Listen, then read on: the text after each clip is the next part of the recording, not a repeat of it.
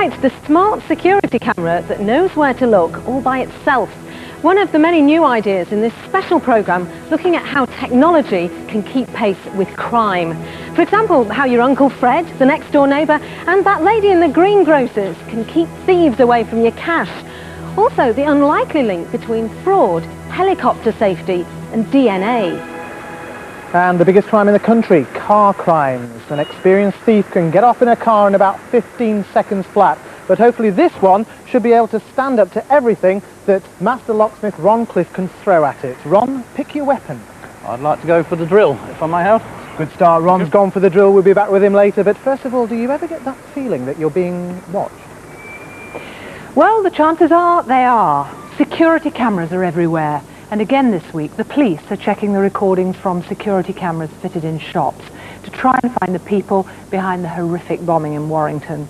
All in all, it's estimated that there are now over 150,000 security camera installations in Britain.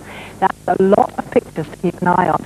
So anything which could help to focus the cameras onto vital evidence would be extremely important. And here in the studio tonight, we've got the latest idea, which uses computers to analyse the pictures cameras produce to spot exactly what's happening. If you have a camera on a wide view, people look pretty small. What you want is a camera that follows people around so that you can get a close-up of a person so you can make a positive identification. The system works like this. A picture from the camera showing the wide view is fed into the computer, and the computer stores a description of the background. So it stores the floor, the walls, and so on. When anything appears that's changing, it drives the close-up camera to look at that part of the master view, and it stays locked straight onto Carmen. And even when I stop moving, it stays on me. It's only when something else comes into the master camera's view, just here, that the close-up camera moves again. It favours the fastest moving object, but the system's a bit limited. It would be distracted by cars moving on the road behind, or it could get into trouble if there were lots of people in the camera's master view. So what would be really useful would be a system that could actually spot the shapes in the pictures that were people. And that's exactly what the next generation of image analysing computers will do. We've set up a prototype outside the studio in the corridor, and the camera simply sends its image back to Judith's computer, and the computer does the work. What it's done, as you can already see, is put a box around Carmen. It's done that immediately, showing that it's immediately recognised her. It works by analysing the shape, size, centre of gravity, and so on of the object, the things that make Carmen uniquely human. The computer uses a learning program called a neural net to work out the rules to do the recognising. It even recognises the rules for whether we're more than one person at a time, and whether they're moving or not. And what it should do is actually plot their position on here. You get a little white spot. It's not actually working at the moment, but the camera's down here, and what we have been seeing all day is Carmen moving about. Something's actually gone wrong with our links, I think. But the computer calculates where people are on that floor plan so you can follow them about. And ultimately, the idea is that this people recognition system could be linked up to other close-up cameras so you could track individual people at all times. A bit Big Brother, perhaps. But the way things are going, I think we could all do with a bit of looking after.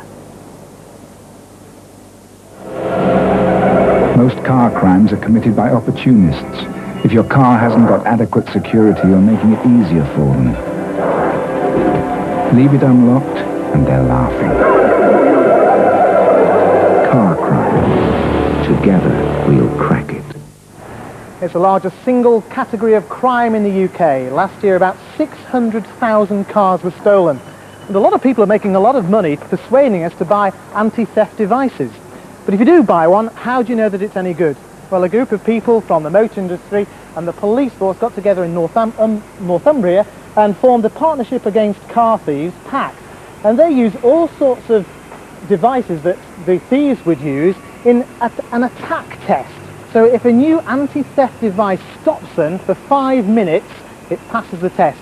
And that's what Ron's doing down here. He's having a drill at a new device fitted to this car. There's the lock he's having a go at. Ron, how's it going? The lock has passed the drill test, but of course it's got the other test too. Exactly, with 5 the minutes with all of those tools in there. Well, this is what Ron is trying to drill into. It's reinforced steel, it's a pick-resistant lock, and it's been welded into place, a system, underneath the car, and it's linked through to the gear shift system.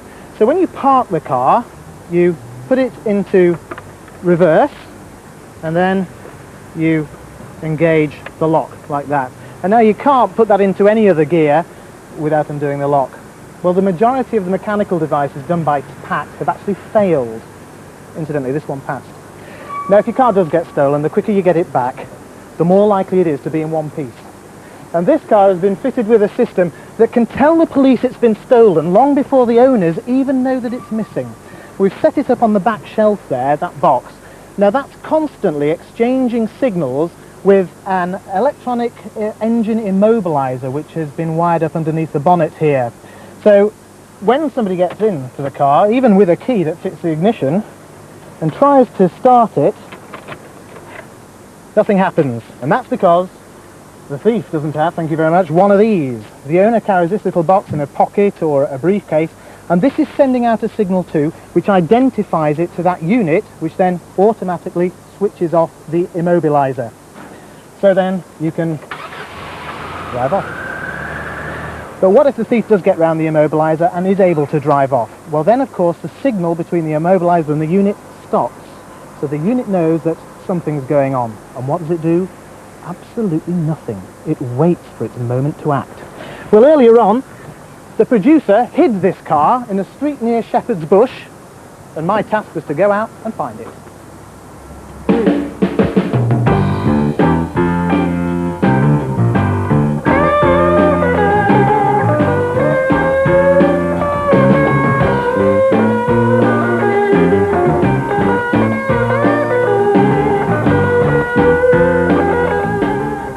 The idea is that police cars would be fitted with a scanner like this, which constantly sends out a signal to every car that it passes.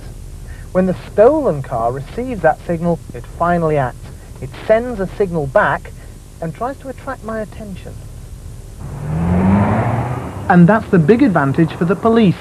They don't need to spend time tracking down stolen cars. If there is one in the vicinity, it will get in touch with them. The system has a range of about 100 metres. Oh, well, that's the signal right now, so the car should be somewhere round here, and it should be easy to see. In fact, there it is, right over there, because at the same time it sends a signal, the indicator lights flash. So if it's in a long row of cars like this, the stolen car is easy to see. But what happens if the car's hidden in a row of garages for a quick respray job or something? You can't see the lights then, but you can press this button. And now you can hear it too. On top of that, they've also made a pocket-sized version. So just the sight of a policeman on the beat should be enough for stolen cars to give themselves up. And in the final version, the developers are going to build in a bit more remote control so that a police car chasing a stolen car could slow it down at the press of a button. And when you think that a stolen car is 200 times more likely to be involved in an accident, it makes a lot of sense that we should do everything we can to put the brakes on car crimes. It's like a BBC contract here. It says, everlasting life, pretty good. Ultimate power, sounds great. A year's supply of cat food, count me in. Sign on the dotted line, in blood? You must be joking. Blood's all well and good for a bit of Gothic symbolism, but here's something more up to date. An idea from France.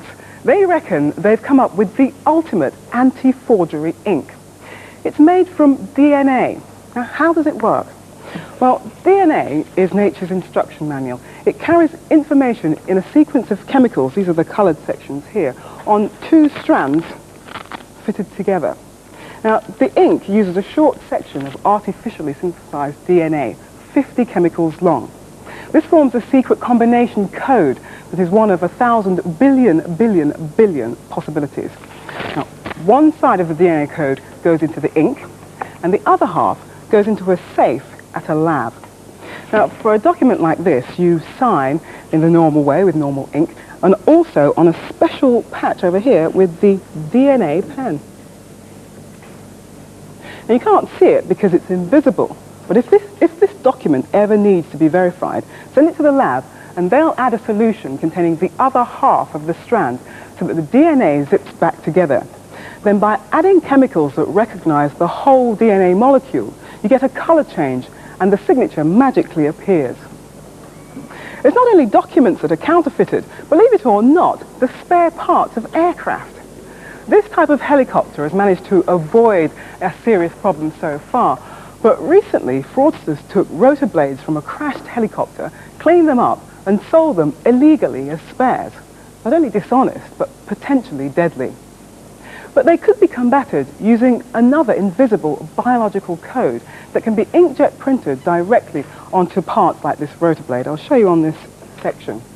The only way that you can check whether this is a real rotor blade is with this solution of antibodies. If I can get them right on the spot here. Antibodies are normally made as part of the body's defense system. And if a foreign chemical invades the body, a specific antibody is produced to mark it for attack. Now, this ink contains a tiny amount of a particular chemical. And in this solution that I'm rubbing on is a specially manufactured antibody that matches that chemical. And so they fit together like a lock and key. Now, I've got to wash away any antibody that hasn't locked on and add a second solution once I've dried it off a little bit. Now, this solution contains a chemical, may have a chemical reaction on there with a bit of luck if it stays in the right place to any antibodies present on that label, and it will produce a color change. You can just about see that happening here to produce a serial number which we put on there. Now, this system is pretty secure because there are 100 million possible antibodies, and even if a forger gets hold of the right one, they can't use it to work out what chemical is in the ink. So they couldn't fake this.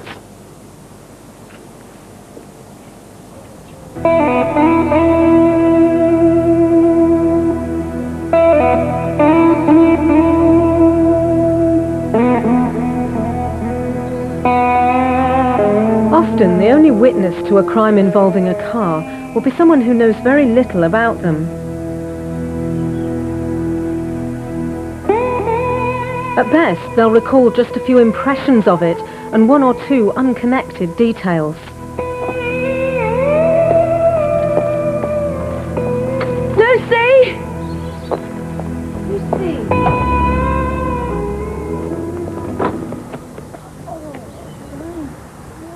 But what do people remember about a car? The colour, the shape, the fact that it's got fog lights and 4 doors. To the police, a good eyewitness account is critical, but few people, children or adults, can accurately tell one car from another. Often, the police have to bring a witness along to a car park in the hope that they'll see a similar model, or at least spot something that'll jog their memory. What was needed was a more systematic approach.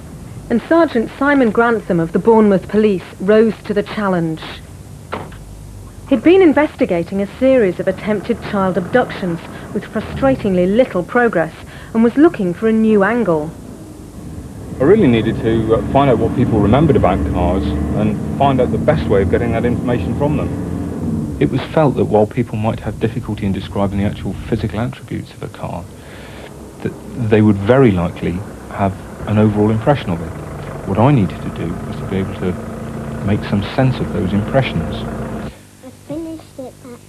Sergeant Grantham began by enrolling as a postgraduate psychology student at Southampton University. There he examined over 500 different descriptions of cars and isolated the words that occurred most often, like roomy, compact, powerful or distinctive. These were then put in a questionnaire from which the witness has to make a selection. So you understand what I mean between flashy and practical? Whereabouts did that car you saw this morning fit? Right there in the middle? Right. Cars were also reduced to 9 basic shapes. What I'd like you to do is look at these and tell me which is the one that's closest to the car that you saw this morning, okay?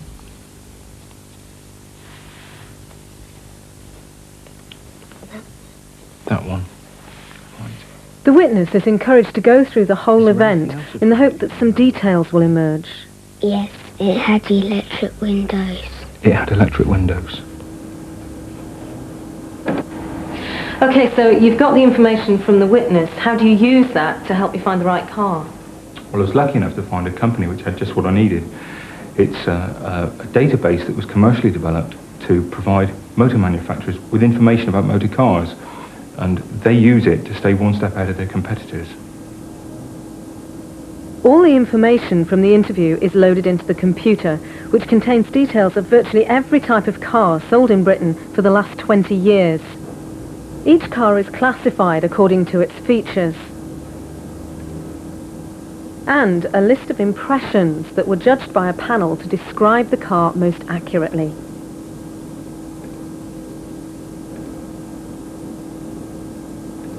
When all the information has been entered, the computer searches through over 2,500 cars to find the ones that fit best. So, what's it come up with? Well, it's come up with a selection of the most likely cars. The first 9 are there. They all look pretty similar to me. Yeah, well, we can increase the size of them and show them in a variety of views. After a gap to allow the witness's memories to settle, she's invited along to the station to look through the cars.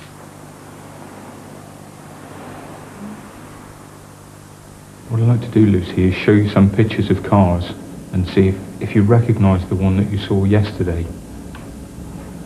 Go through at your own pace. I won't interrupt you, but you let me know when you're ready to move on to the next screen. Okay? The witness must be shown at least 12 cars to stay within the Police and Criminal Evidence Act. Can you go to number 5 again, please? Yeah.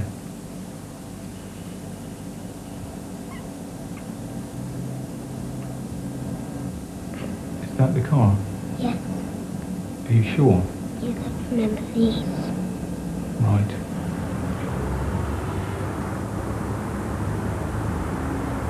The car the computer selected was a Ford Escort Eclipse, a limited edition model which would make it easier to trace. At the moment, the technique is under trial here in Dorset, in Lancashire, and with the Metropolitan Police.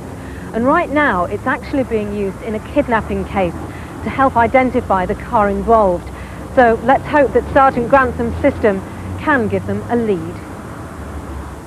Sherlock Holmes is famous for his uncanny ability to piece together seemingly unrelated facts and unfailingly arrive at the elementary answer.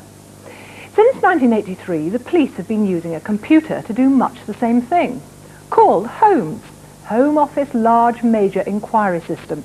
It helps arrange the thousands of pieces of information they gather during an inquiry. Now, the fictional Holmes had a much cleverer brother called Mycroft, and the Sussex police have been trying out a next-generation computer system named after him. On the evidence so far, Mycroft, the computer, is a whole lot smarter than the old Holmes system. It draws maps of the scene of the crime and displays useful information on them. It can make connections and find discrepancies between pieces of information with no outside help, and even suggest new lines of investigation. The system's still under development, but in future, don't be surprised if you hear that Mycroft is helping police with their inquiries. When it comes to keeping people out, there's nothing like a good lock. But what if someone else gets hold of the key or gets a duplicate cut? Well, meet the key of the future. It looks pretty much like a normal key, but it can't ever be copied. It's unique. The key isn't for a particular lock. It's for a particular person, me. And it's up to the lock owner to decide which keys fit, and so which people you allow through. We use it just the same as any normal key. You turn it to unlock, and then, as you might expect, turn it back again, and that's securely locked. Well, the key's pattern is stored as a code inside this black bit at the end on one of these custom designed microchips. When you put the key in, the battery-powered lock sends out radio waves to power up the chip and to get it to transmit its code back to the lock. The lock then checks the code against its approved list of keys, and if it's there, an electromagnet pulls down a pin, letting you turn the key. Now, a key that's not on the lock's list, well, you get that warning beep, and it's not going to turn at all. Now, this key hasn't got access to that lock either. There's the beep again, not going to get in there. But as the owner of this lock, I can change that. Now, using this control key, I can program other keys in, okay? And I'm going to program that one that wasn't opening it before. Got the 2 beeps, so let's try unlocking the door. There you go. And you can cancel keys with a second control key as well. Ultimately, and amazingly, you could be given one key that would last you a lifetime, from house to house, office to office, and it's even been suggested from car to car. With 70 million combinations, there's plenty of keys to go round. And even if you lose yours, you can delete it from your locks, program in a new one, and stay as secure as before.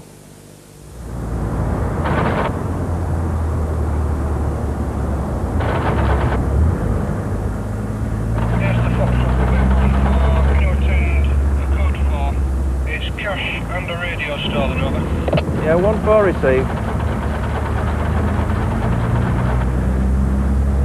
From 1-4, have we anybody in custody, have we? That's a no-no. Careful.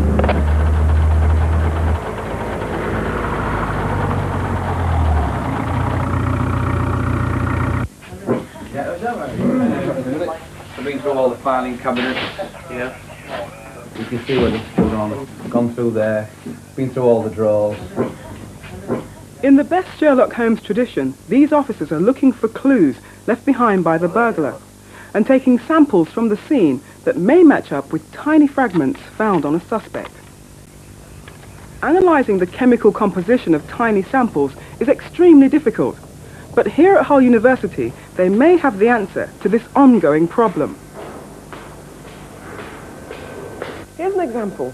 Say you're trying to track down the source of a piece of plate glass. The trouble is, all plate glass not only looks the same, in this country it's all made by the same company to the same specifications. So, although there are differences, they're pretty minute. And that's been a particular problem for forensic scientists. Okay, Steve, here's the sample I'd like you to have a look at. Right, let's have a look what you've got in here then. Small one, isn't it? Certainly is. Analysing minute samples is Steve Haswell's speciality. He's trying to convince Richard Newell from the Home Office Forensic Science Service that this process will be able to tell him more about this tiny fragment of glass found on a suspect than he can gather by conventional means. We'll slip it into the sample holder. That's ready to put in the instrument and have a look at it. Very good. This is the only machine in this country capable of doing this very sophisticated type of analysis. It's a process called total reflection X-ray fluorescence. What's happening is an X-ray beam is emitted from here at a very low angle through the sample. As it passes through there, it excites the atoms. And when they return to a stable state, they give off light, fluorescence. That energy is detected up here. And up to 80 elements can be identified simultaneously from that energy. Well, this is very interesting. We can certainly see several extra elements such as zirconium, strontium and arsenic. That could mean that this glass is rather older than we first thought it was. And certainly in my spectrum, I haven't detected any of those things. Finding those extra details could mean a better match between suspect and scene of crime. It's this quality of analysis that looks like persuading the Home Office to spend £500,000 on these machines to update their labs. With break-ins in the UK running at £1.25 million a year, and with only 25% of those ever cleared up, that sort of expenditure could well be justified. Could you attend a code 4 at Rosedowns on Cannon Street, please? Oh, crikey. Don't you just love these cash machines? Of course, you do have to remember your number. And if you need to write it down, it's no longer completely secure. So how about doing away with numbers altogether? Nothing to lose, nothing to forget. Enter biometrics. Biometric machines are designed to recognize unique physical features of human beings. Fingerprints, voices, even the pattern of blood vessels at the back of the eye. The latest system here, developed from 10 years of research, scans the shape of your hand, and it looks for a combination of the finger lengths and palm widths unique to each of us. And as you heard there, it did recognize my hand, and it's now letting me in through this door. Sophisticated. But it's a lot of work to develop computers that can accurately recognize a human. And meanwhile, there is something that already does that job brilliantly: the human brain. And here's a new idea that uses that human ability to make an uncrackable secret code. Now take a look at these faces, all young men, no glasses or distinguishing features, but you should recognize someone else apart from me. Paul Gascoigne. Easy. Well, get a computer to give you the choice of faces, and your brain then does the difficult job of recognition. Well, that idea of combining the two abilities like this has just been patented, and this is how it might work. First of all, see if you can recognize my pal Lee. He's got shortish hair, no glasses, good-looking lad, he tells me. But which one is he? Well, of course, I know exactly which one he is. He's number 1, down there in the bottom left. Next sequence, my wife Lizanne is somewhere in amongst those people. Medium-length brown hair, no glasses, and even with my description, you can't crack my code. Of course, I recognize her, of course, straight away down there in the right-hand corner, number 3. And it's not the numbers that matter, it's the picture. And each time, it turns up in a different place in the grid, so there's no point remembering the numbers anywhere. Third one, my sister's in here somewhere, Julie. You've guessed it, she's got medium-length curly hair, no glasses, and she is number 8. And the more faces that you have to recognize, the more secure that system is. Well, since I'm the only one who will recognize all those faces, the code is really unique to me, because I only have to remember what I already know. Who'd have thought mugshots could be so useful? Well, that's all for tonight. I hope our look at the future of fighting crime has given you lots to think about. Next week, back, usual time, with our more usual mix of stories, including a report on the technology that allows you to see what your brain's doing whilst you're thinking. Until next week, thanks for watching. Good night.